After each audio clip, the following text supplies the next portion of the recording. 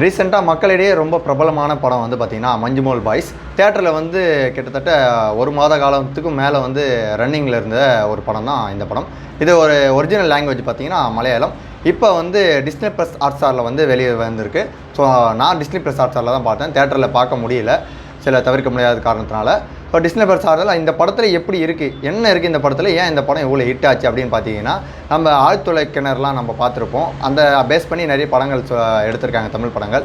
So ஒரு கிணத்துல, அதாவது ஆழ்துளை கிணறு உள்ளே வந்து ஒரு குழந்தை விழுந்துச்சுன்னா காப்பாற்றுறது ரொம்ப கஷ்டம். அதுவும் பக்கத்தில் வந்து ஃபுல்லாக மண் இருந்தாலும் பக்கத்தில் ஒரு துளையை நம்ம உருவாக்கி அந்த குழந்தையை காப்பாற்றினாலும் மண் சரிவு ஏற்பட்டு அந்த குழந்தை இறக்கிறதுக்கு அதிக வாய்ப்புகள் இருக்கும் அப்படின்றத தமிழ் படங்கள் நம்ம நிறைய பார்த்துருப்போம்.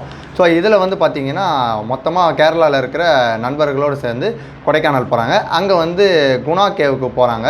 குணா கேவ் வந்து தடை செய்யப்பட்ட பகுதி. அந்த இடத்துல இருந்தும் அதை மீறி வந்து அங்கே எப்படி இருக்குது, நல்லா இருக்கா அப்படின்னு பார்க்குறதுக்காக கும்பலாக எல்லோரும் போகிறாங்க. அதில் ஒருத்தர் என்ன ஆகுதுன்னு பார்த்திங்கன்னா, அங்கே இருக்கிற பாறைக்கு நடுவில் வந்து விழுந்துடுறாரு. அது வெறும் பாறை மட்டும் கிடையாது, பாறைகளில் இருக்கக்கூடிய ஒரு குழி. அந்த குழி கிட்டத்தட்ட 120 அடிக்கும் கீழே தான், அவ்வளோ பெரிய பள்ளம் அது, சரிங்களா? அந்த குழியில் வந்து ஒருத்தர் தவறுதலாக வீழ்ந்துறாரு. வீழ்ந்தவரை வந்து காப்பாற்ற போராடுறாங்க எல்லாரும் சேர்ந்து, அவங்களோட ஃப்ரெண்ட்ஸ், ஓகேங்களா? ஸோ இவங்க வந்து போலீஸ் ஸ்டேஷன்லாம் போய் கம்ப்ளைண்ட் கொடுத்து அங்கே இருக்கிறவங்களாம் வந்து அங்கே வீழ்ந்தவங்க இது வரைக்கும் காப்பாற்றவே முடியாது, ஸோ உங்கள் ஃப்ரெண்டு இறந்ததாகவே இருக்கட்டும் அப்படின்ற மாதிரி சொல்கிறாங்க.